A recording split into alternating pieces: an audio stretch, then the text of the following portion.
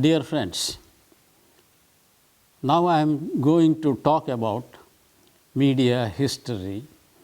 And media history, as all of us know, is fascinating if it is presented in a different narrative style. The topic which I have chosen deliberately is quite academic in nature, not a storytelling narration. The title of my present talk is Media History, a Panoptic Academic View of John Nerone. As all of us know, history is an account of reconstruction of past events. Recreation of the past is difficult and controversial. Teaching media history can also have different angles and approaches. We have come a long way from the chronological narration to an omnibus discourse that is holistic. It means to include all the dimensions of human society. History of media has its own political, economic, and cultural aspects that are to be analyzed. Let us first understand that history of media, or for that matter, history of communication, is multidisciplinary. Multidisciplinary in character and appreciation. Some scholars have even described media history as a neglected part of a society's political or cultural history. It is said that media history has not been professionally recognized as it does not have its own identity or its own disciplinary content. Like media or communication research, where scholars from disciplines like sociology, psychology, economics, or political science have provided an insight to media research, the media history is compounded by the historical analysis of politics or culture. For example, there is no complete media history of any Indian language except for a few stray attempts. One reason may be that we do not have professional historians in the media sector. There is also a distinction between professional and amateur historians. There exists one more distinction of what is called speculative history or natural history. History became professional in the 19th century German universities. In the early years, history was highly influenced with contents of political ideas or philosophical abstractions. Later, by using methods of archival research, accounts of the past were authentically recreated. John Nerone has elaborated the issues in the creation of media history. According to him, it is a fact that professional history has its own limits. First, it depends much on recorded documents and philology, which in turn will describe the individuals and institutions responsible for the recount of the past. In the early stages, history was influenced by the evolutionary approach of biologists and anthropologists, then by theoretical postulations of political scientists, economists, sociologists, besides philosophers. Intellectuals like Charles Darwin, Karl Marx, Herbert Spencer, and many others also wrote about the past, but not in a professional manner. Professional history focused on politics of the past and analyzed the role of the nation state or the government in changing the course of history by its decisions. The professional historians had a dislike for abstractions and undocumented or unevidenced generalities. John Nerone says that the practices adopted by professional historians had limited the narratives that they could construct. The dependence on documentary evidence naturally made historians focus much on individuals and institutions that produced such evidence. Professional historians normally attach importance to past politics and concentrate on the nation state besides the contribution of eminent personalities. Professional historians are not attracted by abstractions and generalities. In other words, professional historians do not favor grand narratives.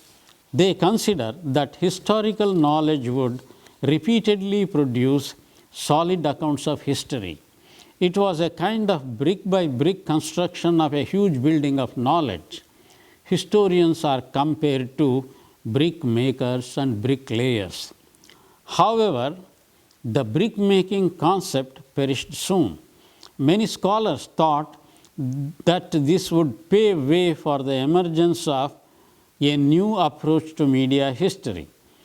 The politico-economic uncertainties in the latter part of the 20th century did not prompt any new paradigm of history to develop. The old practices of writing history could not be negated.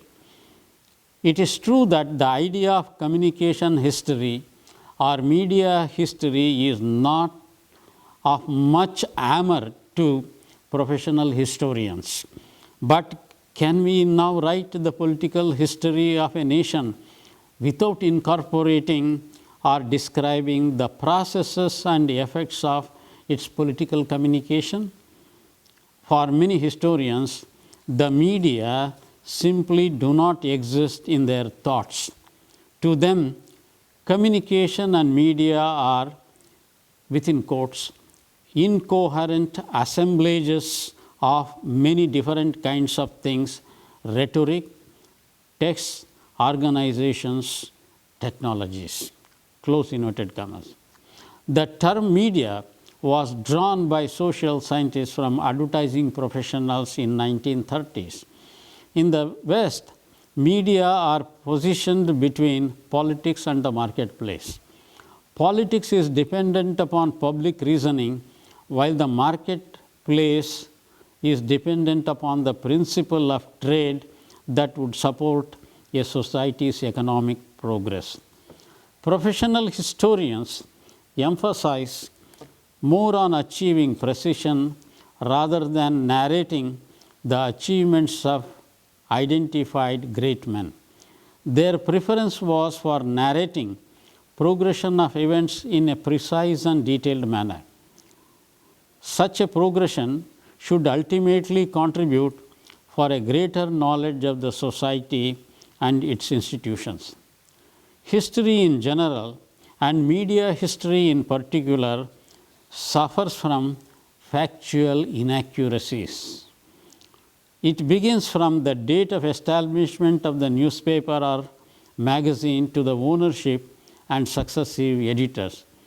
In the absence of documentary evidence or distorted or incomplete statements, that affect the authenticity of historical narrative is a fact to be reckoned with.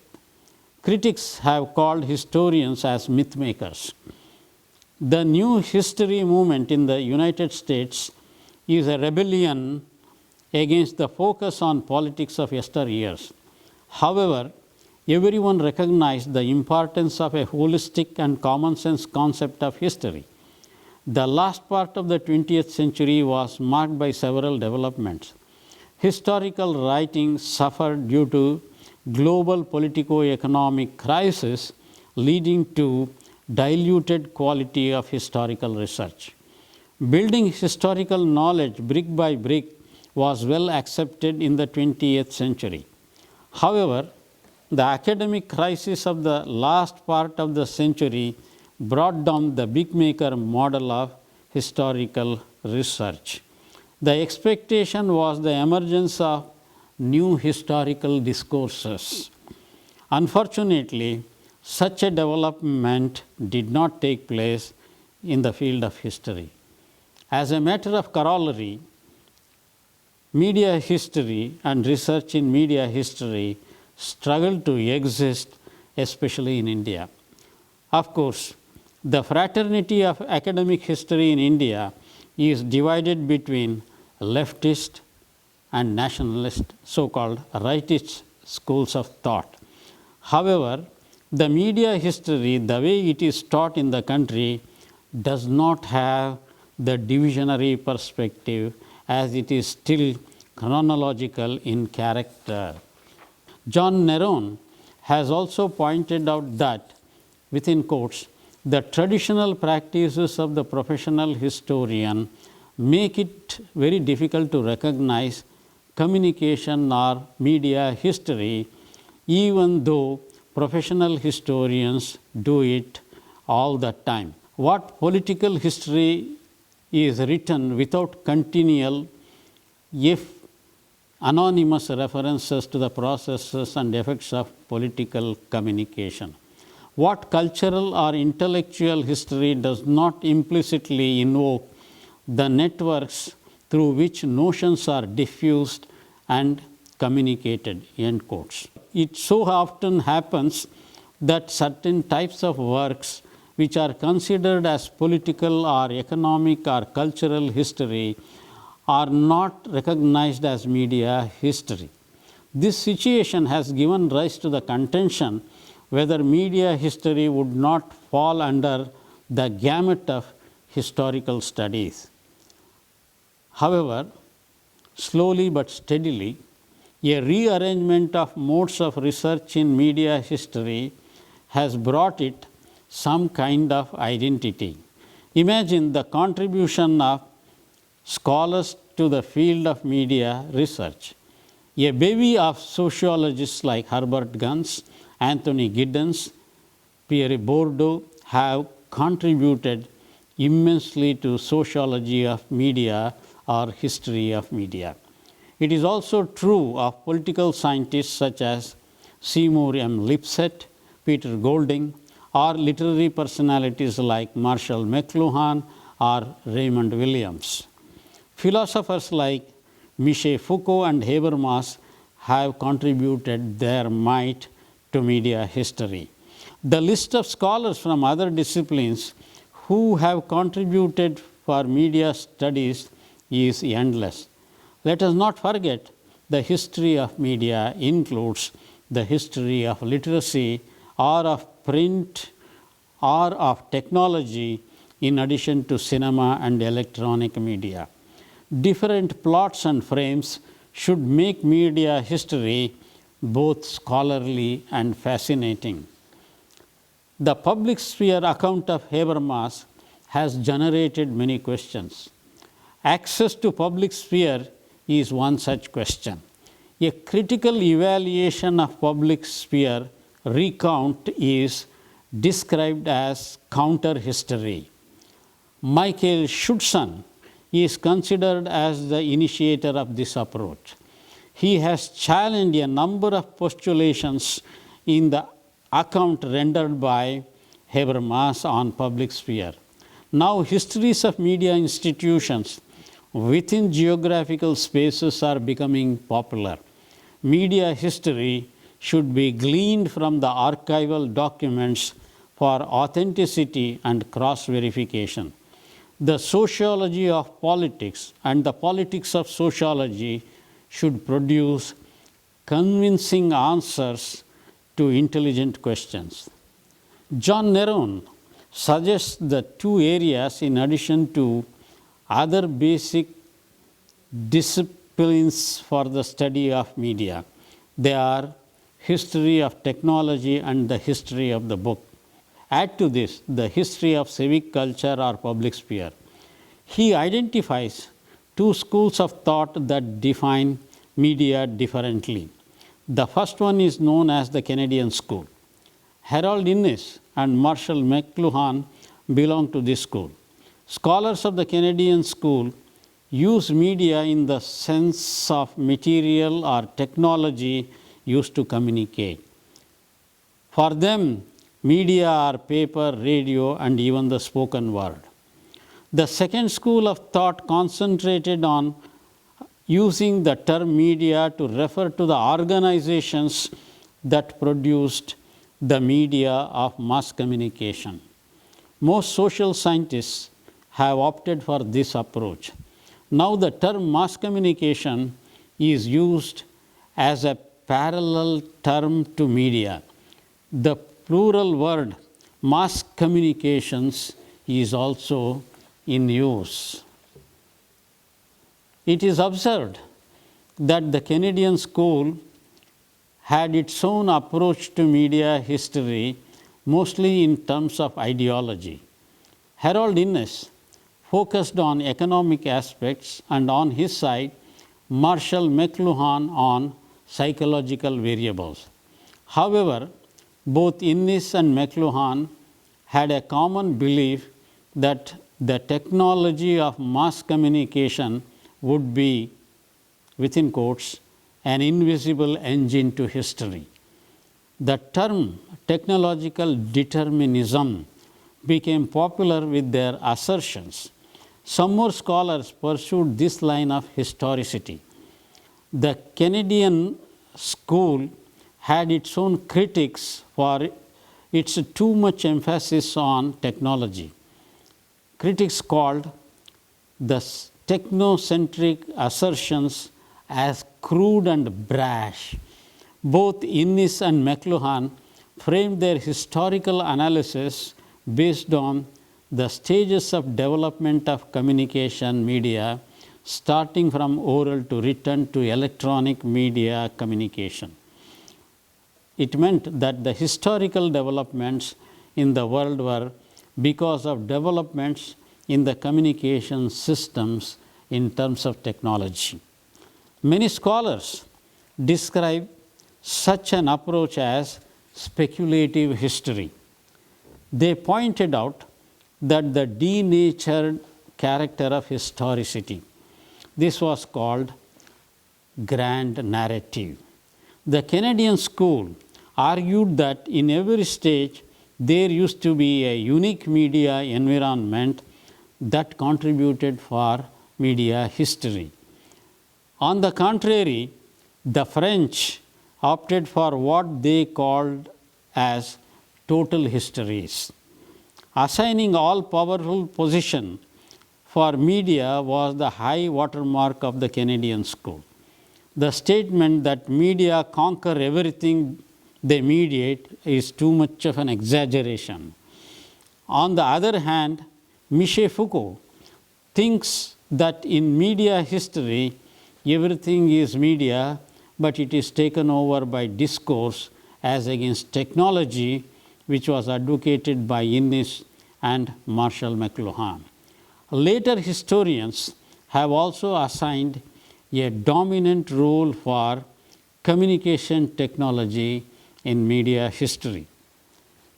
John Nerone points out the argument of professional historians that, within quotes, history must emerge from the archives, end quotes. The objective reality of the past is difficult to be nuanced in history, albeit media history. There is another school of thought that speaks of media institutions creating history or producing historical narratives. For technology-oriented historians, every new medium comes with a bag of history, past and future. Within quotes, all of history becomes media history, so that media institutions disappear, end quotes. It is said that cultural historians feel that media historians have nothing to do in the archives. For phenomenologists, construction of media tools was not important. Can we ignore the impact of market compulsions on media history? There appears to be a direct link between media history and history of capitalism. it is observed that the media history of the 19th century was virtually the history of capitalism. Later, there were critics of developments in communication technology and mass production that led to mass culture. They said that mass education, mass transportation, and modern communication allowed, within quotes, a culture of mediocrity. To develop such an elitist criticism that need not be objective. Nerone observes that the mass culture critic has been, if nothing else, an extended mediation on the conflict between the democratic mission of the media and their mode of production, distribution, and reception. End quote. It is also mentioned that there existed two early types of media history: journalism history and the history of press freedom. In the US, journalism history acquired academic overtones with the narratives of Willard Blair, Frank Luther Mart, and Edwin Emery. Journalism history focuses more on the political, social, and economic aspects of history. The progressive themes got embedded into this type of history, which became popular with journalism schools. The second category, also called public media history, focused on the freedom of the press, starting from John Milton's Areopagitica. Siebert and others belong to this school of history. The First World War brought another deviation with the arrival of visual media.